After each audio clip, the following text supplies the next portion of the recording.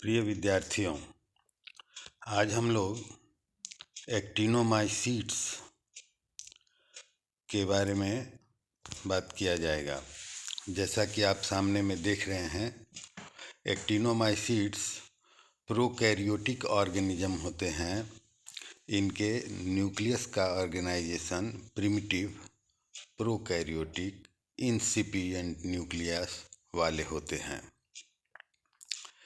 इन सभी के अंदर ग्राम पॉजिटिव सेल वॉल होता है और यह यूनिसेलुलर स्ट्रक्चर के रूप में जाने जाते हैं।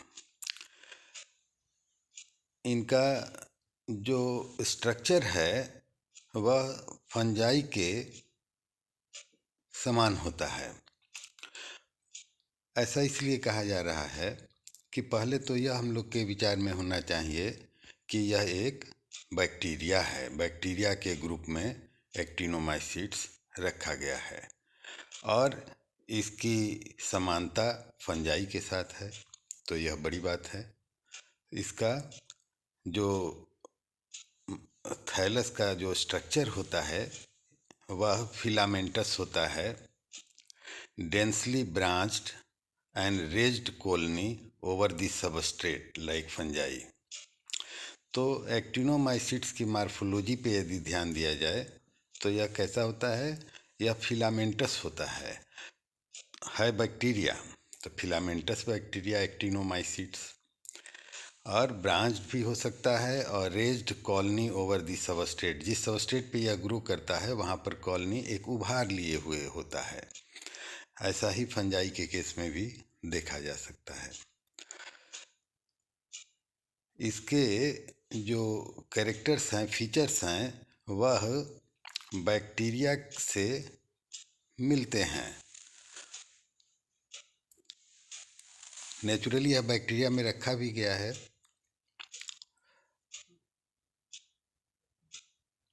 ये एग्जाम्पल यदि इस ग्रुप का कहा जाए तो वह माइकोबैक्टीरियम, कॉरिनोबैक्टीरियम, स्ट्रेप्टोमाइसेज एंड एक्टिनोमाइसेज जैसे नाम एक्टिनोमाइसीट्स के सदस्य के रूप में आते हैं। एक्टिनोमाइसीट्स का सेल जो है वह मच स्मॉलर होता है, 1 से 2 μm, जबकि फंजाई में जब देखेंगे तो यह 5 से 10 μm का होता है, माइक्रोन का। अच्छा, अब जो फिलामेंटस फॉर्म एक्टिनोमाइसीट्स हैं, यह एरोबिक होते हैं और यह अकेले भी ग्रो कर सकते हैं, या जब ग्रो करते हैं तो यह स्पोर का निर्माण करते हैं और यह स्पोर अकेले भी हो सकता है और चेन में भी हो सकता है। इसकी कॉलोनी कैसी दिखती है? तो वह पिगमेंटेड पाउडरी मास की तरह दिखती है और यह जो पिगमेंटेड मास है पाउडरी या एरियल स्पोर इसके कैसे बनते हैं, उस स्पोर के कारण इसमें पिगमेंटेड या कलर्ड ये दिखेंगे।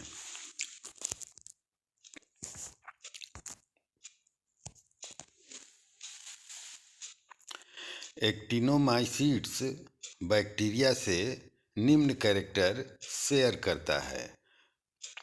एक्टिनोमाइसीट्स usually have 1 to 2 micron diameter. इनका डायमीटर 1 से 2 माइक्रोन रहेगा। ये जितना छोटे होते हैं यह बैक्टीरिया के काफ़ी नज़दीक हैं। दे पोसेसेज ए रॉड शेप विथ फिलामेंटस और ब्रांच्ड स्ट्रक्चर। यह रॉड के समान होते हैं और फिलामेंटस होते हैं, ब्रांच भी हो सकते हैं, और फिलामेंट के अंदर मुरामिक एसिड पाया जाता है। यह भी बैक्टीरिया की बड़ी खास गुण है। अधिकतर इसमें से एरोबिक होते हैं। तात्पर्य यह है कि एयर उनके लिए ज़रूरी है। While a few are anaerobe to facultative aerobe, और इसमें से कुछ जो होते हैं वह एनएरोबिक भी होते हैं, बिना हवा के भी वो ग्रो करेंगे। और और फैकल्टेटिव एरोब्स, इसका क्या मतलब है? कभी कभी, फैकल्टेटिव माने कभी कभी, तो यह वो ग्रुप है जो कि थोड़े समय के लिए एरोब भी हो सकता है, पर सामान्य तौर से यह एनएरोबिक होता है, तो इसे फैकल्टेटिव एरोब कहा जाता है। अब यहाँ देखिए, तात्पर्य स्पष्ट है कि ये होते हैं एरोबिक, कुछ होंगे एनएरोबिक और कुछ होंगे फैकल्टेटिव एरोबिक।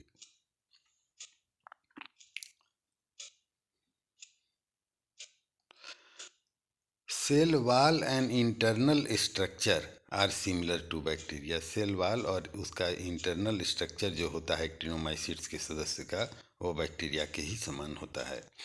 द ग्रोथ और reproduction of एक्टिनोमाइसीट्स is slower then the bacteria and fungi, hence called slow growers. तो जो इनका ग्रोथ होता है या रिप्रोडक्शन भी, यह काफ़ी स्लो होता है यदि तुलना किया जाए बैक्टीरिया और फंजाई दोनों से, और इस वजह से इसे स्लो ग्रोवर्स कहते हैं। तो एक्टिनोमाइसीट्स आर स्लो ग्रोवर्स, यह ध्यान रखा जाए। Actinomycetes, even when compared with bacteria and fungi, actinomycetes are slow growers. इनमें ग्वानिन और साइटोसिन का कंटेंट 60 से 78% तक होता है। यह सॉइल में एबंडेंटली पाए जाते हैं, काफ़ी मात्रा में यह सॉइल में पाए जाते हैं। अब इसके लिए यूनिट दिया गया है 10⁶ to 10⁸ CFU पर ग्राम ऑफ सॉइल। इतना पर ग्राम ऑफ सॉइल में, 1 ग्राम सॉइल में इनकी मात्रा इतनी अधिक होती है, 10⁶ to 10⁸। तो एक तो ये सॉइल में पाए जाते हैं, और दूसरा मेराइन हैबिटेट जो है, जो समुद्री जल है, उसमें भी ये समुद्री हैबिटेट में भी अच्छे मात्रा में पाए जाते हैं। The majority are usually non motile. ये कैसे होते हैं? तो नॉन मोटाइल होते हैं। नॉन मोटाइल करने का मतलब कि फ्लैजिला नहीं है, मूव नहीं करते हैं। नॉन कैप्सुलेटेड, इस पर कैप्सूल नहीं होता है, बाहर जो स्लाइमी लेयर बैक्टीरिया में देखा जाता है वो यहाँ नहीं पाया जाता है। एंड नॉन एसिड फास्ट, ये स्टेन है, तो इस स्टेन से ये नहीं कलर होते हैं। और इनका ऑप्टिमम ग्रोथ अल्केलाइन पीएच में होता है। इनका ऑप्टिमम माने best growth is recorded on alkaline pH. और ये इसका वर्गीकरण है, जैसा कि बताया ही गया कि यह बैक्टीरिया में है। और एक्टिनोबैक्टीरिया, एक्टिनोमाइसिटेल्स और एक्टिनोमाइसिटेसी।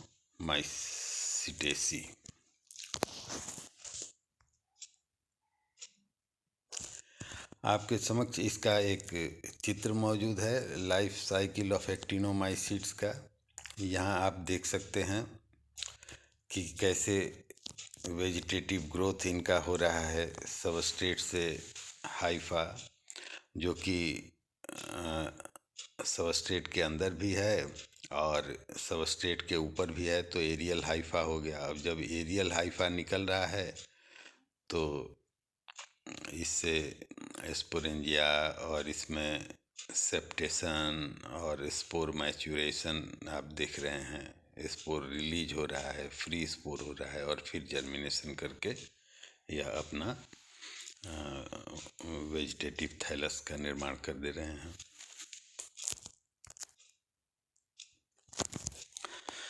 एक्टिनोमाइसीट्स के आर्थिक महत्व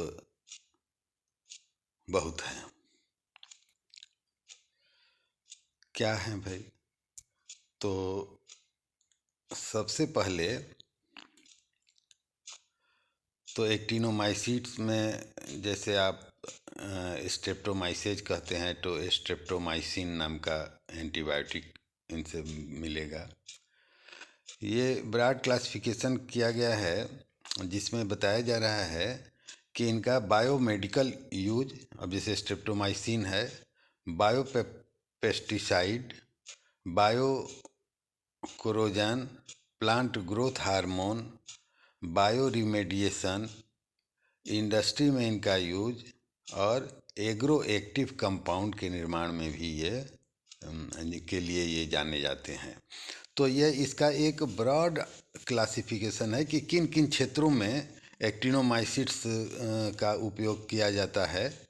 एक बार फिर ध्यान दें, biomedical, biopesticide, bio corrosion, plant growth hormone, bio remediation, industrial use और एग्रो एक्टिव कंपाउंड।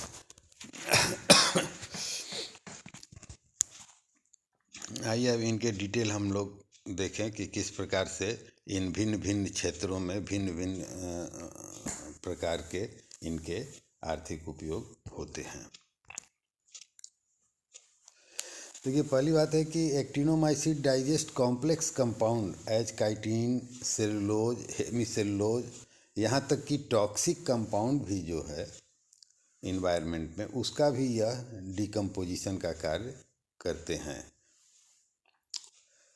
और इसीलिए इनका रोल है bio remediation of organic compound. तो बायो रिमेडिएशन का मतलब होता है कि कोई ऑर्गेनिक कंपाउंड है, कोई टॉक्सिक है या इन्वायरमेंट में प्रेजेंट है, तो एक्टिनोमाइसिट्स क्या करता है कि उसको ब्रेक डाउन करता है और इस प्रकार से उस टॉक्सिक मटेरियल का डिस्पोजल हो जाता है। वह टॉक्सिक नहीं रह जाता है जब वह खंडित हो जाता है एक्टिनोमाइसिट्स के द्वारा।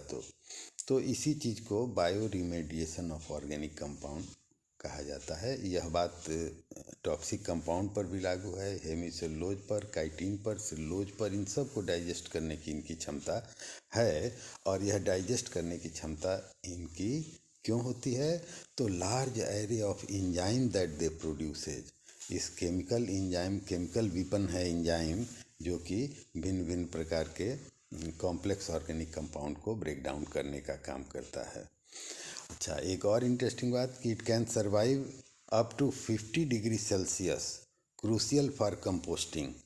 अब ऐसा देखा जाता है कि कंपोस्ट का जब निर्माण किया जा रहा है, गड्ढे में गोबर आपने डाल दिया और उसके बाद उसको आपने छोड़ दिया, तो वहाँ पर अंदर में जब उसके देखिएगा कुछ ऊपरी लेयर से नीचे, तो आप देखेंगे कि बैक्टीरिया डिकम्पोजिशन का काम तो वहाँ शुरू कर दिया, पर इस डिकम्पोजिशन के काम में एनर्जी रिलीज होता है और वह एनर्जी की वजह से वहाँ का टेम्परेचर बढ़ जाता है और वह टेम्परेचर फिर खुद उसी बैक्टीरिया के लिए सुसाइडल हो जाता है, तो वो बैक्टीरिया वहाँ मरने लगते हैं।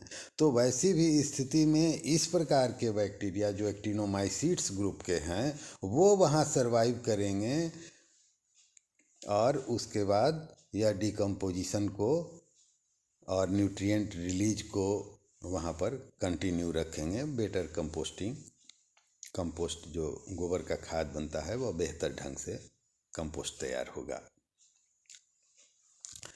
देखिए, अब बताया गया कि यह बायोमेडिकल, ठीक है ना, तो लिविंग ऑर्गेनिज्म से प्राप्त होने वाला सामान कुछ आ रहा है जो कि मेडिकल जो दवा के रूप में इस्तेमाल हो रहा है, तो इसको बायोमेडिकल कहा जाता है क्योंकि जीवित ऑर्गेनिज्म से ये मटेरियल मिलते हैं। तो क्या चीज़ ऐसा मिलता है? तो सबसे पहले नाम आता है एंटीबायोटिक का। देखिए, अब टेट्रासाइक्लिन है और इरिथ्रोमाइसिन है। यह क्योर्स रेस्पायरेटरी इन्फेक्शंस, ये क्या करेंगे? ये रेस्पायरेटरी इन्फेक्शन को क्योर करने के काम में आते हैं। और vancomycin attacks cell wall of pathogenic bacteria, जब बैक्टीरियल कोई डिजीज है इन्फेक्शन के कारण, तो वैसी स्थिति में एंटीबायोटिक वैनकोमाइसिन को इस्तेमाल किया जा सकता है। और यह क्या करता है, इसका मोड ऑफ एक्शन है कि जो बैक्टीरिया आपके शरीर में या हमारे शरीर में, हम लोग के शरीर में इंटर करता है, तो वैनकोमाइसिन लेने के बाद उस बैक्टीरिया के सेल का डिग्रेडेशन होने लगता है या उसके सेल वॉल को अटैक करता है। Rifampicin targets bacterial RNA polymerase enzyme. RNAP क्या है? RNA polymerase enzyme. तो रिफाम्पिसिन का मोड ऑफ एक्शन क्या है? तो आरएनए पॉलीमरेज एंजाइम को डिस्ट्रॉय करेगा और उसकी कारण यह टीबी और लेप्रोसी के क्योर में भी उपयोगी होगा antibiotic rifampicin. Adriamycin treats cancer. Adriamycin cancer को ट्रीट करने में।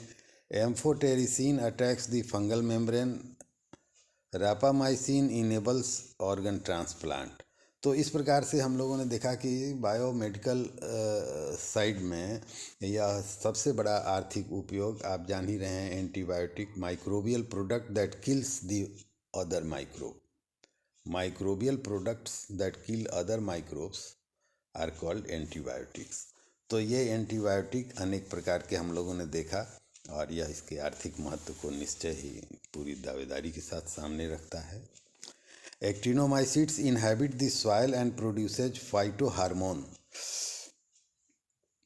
एक्स्ट्रा सेलुलर एंजाइम और बायो एक्टिव कंपाउंड। यह तीन दिशा यहाँ दिया गया। एक तो कहा गया फाइटो हार्मोन, प्लांट हार्मोन, और दूसरा एक्स्ट्रा सेलुलर एंजाइम। आप जानते हैं कि ये ऑर्गेनिज्म डिकम्पोजिशन का काम करते हैं ऑर्गेनिक मैटर का, तो ये खुद ही बहुत छोटे होते हैं, तो इनसे एंजाइम निकलता है और बाहर आता है, तो इसलिए कहा जाता है एक्स्ट्रा सेलुलर एंजाइम। और तब वहाँ पर वह एंजाइम एक्टिव होके अपना कार्य करता है और एनर्जी रिलीज करता है, जो ये खुद भी पाते हैं। और बायो एक्टिव कंपाउंड के अंतर्गत कुछ ऐसे कंपाउंड हैं जो इनके द्वारा तो इन्वायरमेंट में सिक्रीट हुए, पर वह जो इन्वायरमेंट में गए तो वहाँ पर जो प्लांट ग्रोथ है उसको ये प्रोमोट करते हैं, तो इसलिए इनको bio active compound that promotes the plant growth and protects against phytopathogen and pest by producing indole 3 acetic acid। अब देखिए इनमें एग्जाम्पल तीनों के केस में एक एक आ गया है। एक है इंडोल 3 एसिटिक एसिड, दूसरा है साइडेरोफोर्स, एंड तब फिर आ रहा है सोल्यूबिलाइज फास्फेट। तो देखिए अब इनकी ये खासियत, indole 3 acetic acid phyto hormone है, ठीक है। Siderophores growth promoting bio active compound है, और सोल्यूबिलाइजेज फास्फेट, फास्फेट को सोल्यूबिलाइज करते हैं और तब फास्फेट के आयन को ये अवेलेबल फॉर्म में, ताकि प्लांट एब्जॉर्ब कर सके, उस फॉर्म में ये कन्वर्ट कर देते हैं। तो इस प्रकार से एक्टिनोमाइसिट सॉइल की फर्टिलिटी, उर्वरकता को बढ़ाता है। ये हार्मोन के रास्ते से, एक्स्ट्रा सेलुलर एंजाइम के रास्ते से और बायो एक्टिव कंपाउंड के रास्ते से भी।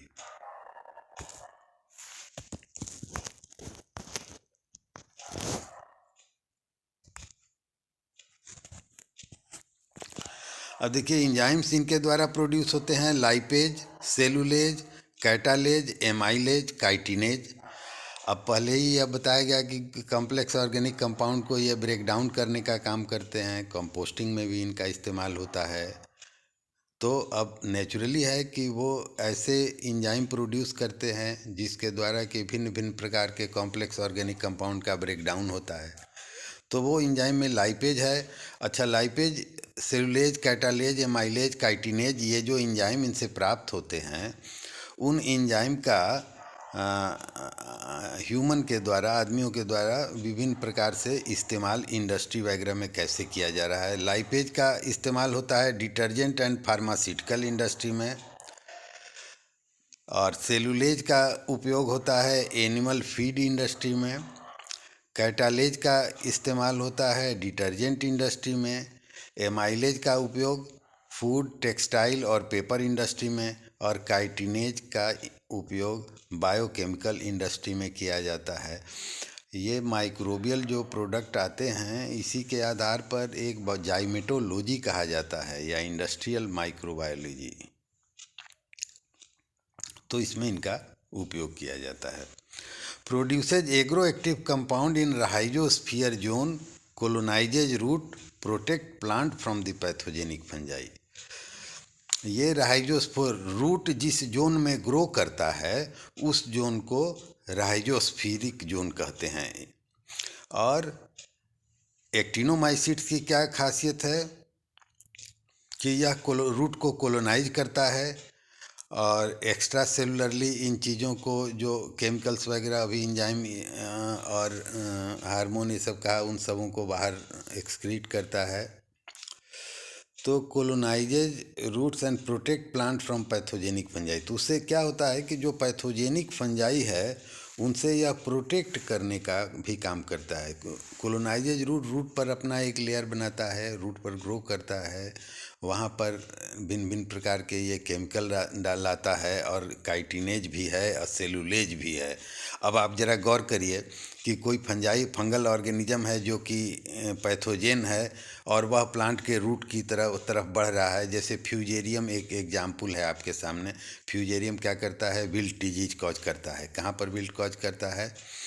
तो अरहर में भी करता है और गुआवा में भी करता है, अनेक क्रॉप में करता है। तो यह विल्ट डिजीज एक रूट बॉर्न डिजीज है। इसका मतलब कि फ्यूजेरियम रूट के अंदर जाइलम टिश्यूज में इंटर करके वाटर चैनल को ब्लॉक कर देता है और पौधा सूख जाता है। अब जब रूट में के पास एक्टिनोमाइसिट्स ग्रो कर रहा है और यह काइटिनेज नाम का एंजाइम बाहर की ओर रिलीज कर रहा है एक्स्ट्रा सेलुलरली, तो क्या हो रहा है? काइटिन से ही फंजाई का वाल बना रहता है। फ्यूजेरियम का वाल किस चीज़ से बना रहेगा? काइटिन से बना रहेगा। और यहाँ एंजाइम क्या दे रहा है? काइटिनेज दे रहा है। ठीक है, तो ये काइटिनेज जो पैथोजेनिक ऑर्गेनिज्म है उनका ब्रेक डाउन कर देगा वाल का। तो यह कहने का तात्पर्य यह है कि अपने इन एंजाइम्स के द्वारा यह प्लांट फाइटोपैथोजेन प्लांट में रोग कारक प्लांट के रोग कॉज करने वाले जो पैथोजेन हैं उन पर यह एक्टिव होता है और प्लांट को प्रोटेक्शन प्रोवाइड करता है इस प्रकार से। फ्रैंकिया एक सिम्बायंट है। फ्रैंकिया नाम है एक एक्टिनोमाइसिट्स का और यह क्या करता है? तो यह सिम्बायोटिक रिलेशन में रहता है और promotes root nodule and nitrogen fixation. तो यह क्या करता है? अपने होस्ट में रूट नोड्यूल, उसके जड़ में नोड्यूलेशन कराता है, नोड्यूल का फॉर्मेशन कराता है और नाइट्रोजन फिक्स करता है। अब यहाँ पर थोड़ा सा आप लोग इस से कम परिचित हैं तो आप यह ध्यान रखें कि राइजोबियम लेग्यूम कॉम्प्लेक्स सब जानता है।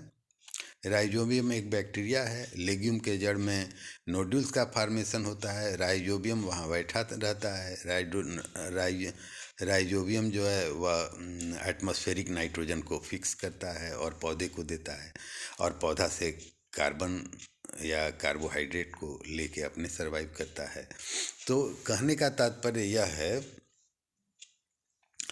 कि एक्टिनोमाइसिट्स का सदस्य फ्रैंकिया भी सिम्बायोटिक रिलेशन इस्टेब्लिश करता है रूट के साथ, रूट में नोड्यूलेशन काज करता है और नाइट्रोजन फिक्सेशन करता है।